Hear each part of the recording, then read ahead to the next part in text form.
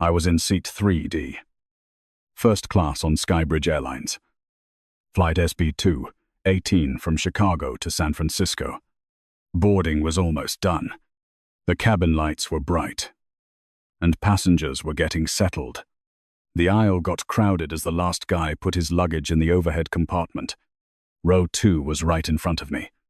Seat 2A was the window seat. A little black girl, maybe 9 years old, was sitting up straight. Seatbelt already on. Her boarding pass was folded up in the seat back pocket. As she tucked it in, I caught her name, Avery Collins. In seat 2B was Dr. Naomi Brooks. Dark blue blazer, hair pulled back.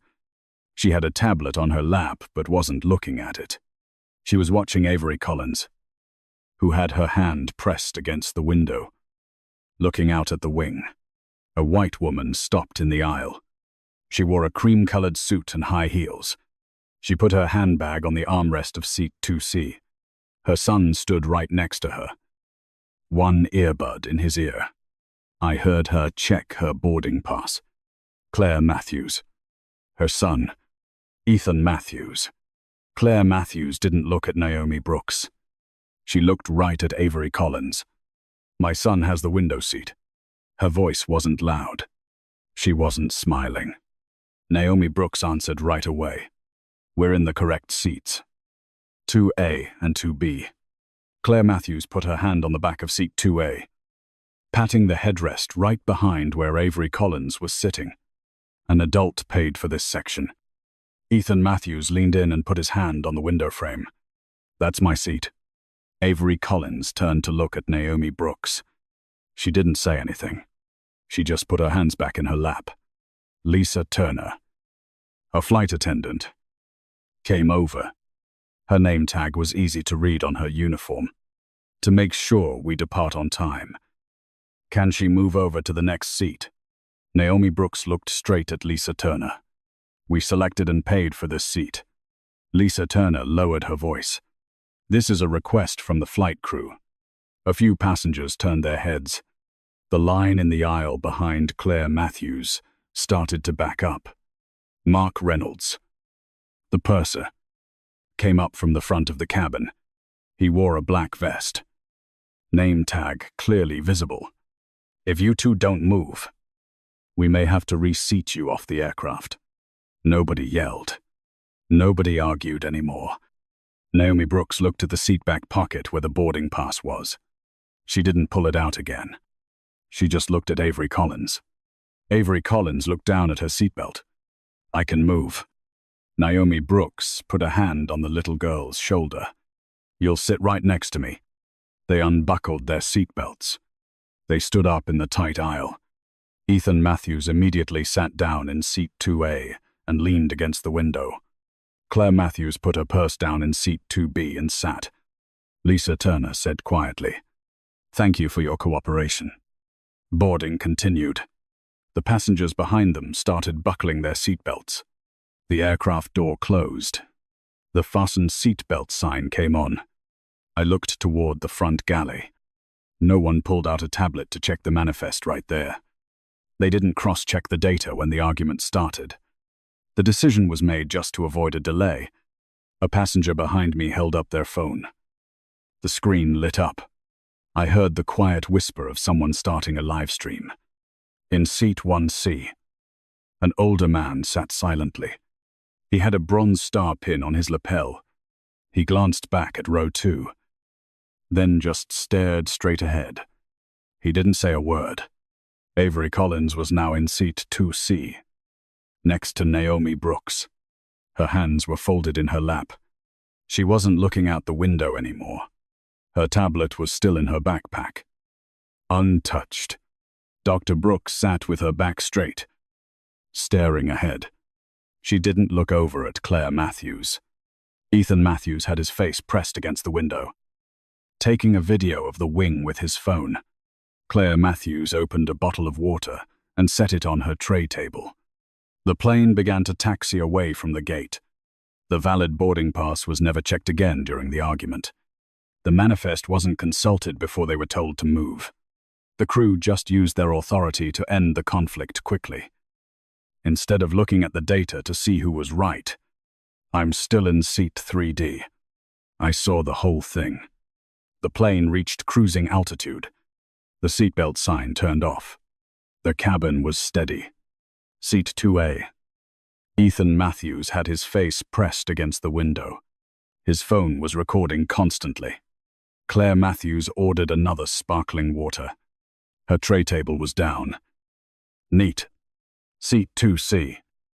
Avery Collins sat close to Naomi Brooks, hands in her lap. The girl wasn't looking out the window anymore. I was still in 3D. I had a clear view of both rows. The drink service started. Lisa Turner pushed the cart to row 2. She stopped at Claire Matthews first. "What can I get for you?" "Champagne." The glass was set down first. A napkin folded next to it. Nothing else was said. Lisa Turner turned to Naomi Brooks. "And for you two, ginger ale." "Nothing for me." The ginger ale was placed on the tray at 2C. Avery Collins shook her head when Claire Matthews leaned over. "Kids always want soda." Naomi Brooks stared straight ahead. She already said no. Lisa Turner pushed the cart along. Nobody said another word. I saw a passenger behind them still holding a phone up. Pointed at row 2. The screen reflected the cabin lights. The person wasn't talking, just recording. In seat 1C, the older man with the bronze star pin sat quiet. He looked ahead, then down at his hands. Didn't get involved. About 30 minutes later, the cabin was quieter. Most passengers had settled in. Naomi Brooks unbuckled her seatbelt. "I'm going up to the front." Avery Collins nodded. Naomi Brooks walked up to the forward galley. I watched her go. In the galley, Mark Reynolds was standing by a storage compartment. Lisa Turner was behind him. Naomi Brooks stood straight. "I need your full names and employee numbers." Mark Reynolds looked at Naomi Brooks for a few seconds. "We can handle this internally. I need the information to file a formal complaint." No one raised their voice. No one stepped any closer. Mark Reynolds glanced at the small screen in the galley. He pulled up the passenger manifest. I couldn't hear everything, but I saw his eyes stop for a little longer on row 2. He read, "Naomi Brooks, Avery Collins." Naomi Brooks spoke clearly. "Make sure you have her last name right." Mark Reynolds looked back at the screen. He typed a few things. A note popped up next to Avery Collins' name. I couldn't see the words, but I saw him pause. "Collins." "That's right." The galley was quiet for a few seconds. Mark Reynolds swallowed hard. "Her father is Jonathan Collins." Naomi Brooks didn't answer right away. "You're looking at the manifest." Lisa Turner looked over at the screen. Her expression changed completely. In the notes section, there was a flag for a priority family. High-level internal contact. That information doesn't show up during normal boarding. Only when you open the detailed profile. Jonathan Collins is the Chief Executive Officer of Skybridge Airlines. Mark Reynolds closed the screen, then opened it again. Checked one more time. "I need to inform the captain." Naomi Brooks nodded. "I'll be in my seat." She went back to row 2. The cabin wasn't loud, but the air was different. Lisa Turner didn't come back to serve row 2. Service continued from row 3 on back. Mark Reynolds walked straight to the cockpit. I saw him knock on the door. "Say something brief." The door closed. About 5 minutes later, Mark Reynolds came back out. His face looked completely different from before. He stopped at row 2. "We apologize for the incident during boarding." Naomi Brooks just looked at him. "File a full report of the incident. We will handle it immediately." Claire Matthews turned around. "What's going on?" Mark Reynolds didn't look at her. "Ma'am, please remain silent until we have landed." Claire Matthews froze. Ethan Matthews stopped recording. He looked at his mom. Avery Collins sat still. Her hands were still placed on her lap. The little girl looked at Naomi Brooks, not asking any more questions. I looked down the aisle. Passengers in the back still had their phones out. Some had already sent messages. In the cockpit, Captain Daniel Hayes had been informed. He ordered that all passengers remain in their assigned seats until landing. Mark Reynolds went back to the galley. Lisa Turner stood still for a few seconds, then continued her work in the back. There was no public explanation, no big announcement. There was just one change. The manifest had been opened properly, and everyone knew they had skipped that step when they asked her to move. The plane began its descent. Avery Collins was still in seat 2C. Ethan Matthews was still in seat 2A. But this time, nobody said a word about the window. I was still in seat 3D. I saw that the procedure had just been corrected, and it wasn't like it was at the beginning. The plane's wheels touched the runway in San Francisco. A smooth landing. Nobody clapped. The plane taxied to the gate. The seatbelt sign was still on. The captain's voice, Daniel Hayes, came over the intercom. For operational reasons, please remain seated until we make a further announcement. The cabin was silent. No one got up. Claire Matthews had her purse ready. She sat back down. The plane door opened. 3 men in dark suits stepped on board before anyone was allowed to unbuckle. They weren't in flight attendant uniforms. One of them wore a station manager's ID. I recognized Michael Grant, the West Coast Director of Operations. Behind him was David Harper, the VP of In-Flight Services. The last man to board walked slower. White shirt, dark gray vest, tie loosened. He didn't scan the cabin. He looked straight at row 2. Jonathan Collins, the CEO of Skybridge Airlines. Mark Reynolds stood near the door. Lisa Turner was behind him. Neither of them said a word. Jonathan Collins walked down the aisle. He stopped at seat 2C. Avery Collins looked up. Dad. He knelt down to her eye level. I'm here. He hugged his daughter for a few seconds. Not long. Not for show. He stood up, looked at Naomi Brooks. Thank you. Naomi Brooks nodded. Jonathan Collins turned to Mark Reynolds and Lisa Turner. I've read the preliminary report. No one answered.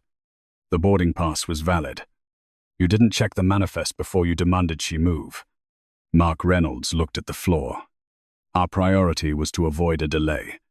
Jonathan Collins didn't raise his voice. That priority does not supersede procedure. Lisa Turner tried to speak.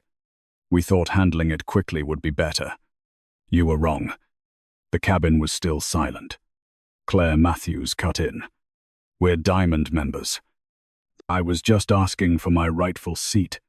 Jonathan Collins looked at her for the first time. Seat 2A was not yours. Claire Matthews said nothing else. Jonathan Collins turned back to Michael Grant. Collect Mark Reynolds and Lisa Turner's employee IDs. Effective immediately. Mark Reynolds took off his ID. Lisa Turner did the same. No one cried. No one begged. Jonathan Collins continued. I want a full internal audit of the entire Chicago hub. Review all seat dispute resolution protocols. David Harper took notes. Policy update. Any dispute involving a minor must be verified against the manifest before a move is requested. Requires captain's confirmation. Michael Grant nodded. Jonathan Collins turned to Claire Matthews. A full refund for today's flight. And your family's diamond status is cancelled. Claire Matthews froze. You can't do that. I can. He said nothing more. Ethan Matthews looked down at his hands. The phone was off. Jonathan Collins put a hand on Avery Collins's shoulder. Let's go. He turned to the cabin. I apologize for what just happened. Our procedures will be adjusted. No long speech. No more explaining. He led Avery Collins and Naomi Brooks off the plane first. Mark Reynolds and Lisa Turner stood off to the side. Security was waiting at the door to the jet bridge. The cabin was then allowed to leave their seats. Claire Matthews sat for a few seconds before standing up. No one spoke to her. I left seat 3D last, at the door of the plane. I saw Michael Grant talking quietly with Daniel Hayes. David Harper was on a call. Nobody ran. Nobody made a fuss. Everything was handled in order. A month later, I flew Skybridge Airlines again, also in first class. The new policy was printed on a notice in the seat back pocket. The section on seat disputes had a new line. Manifest must be verified before requesting a position change. I never saw Mark Reynolds or Lisa Turner again. I saw another family board the plane. A little girl took the window seat. No one asked to change places. I think about that flight. The whole mess started because one step was skipped. It wasn't about the seat. It was because procedure wasn't followed. I saw it all from seat 3D.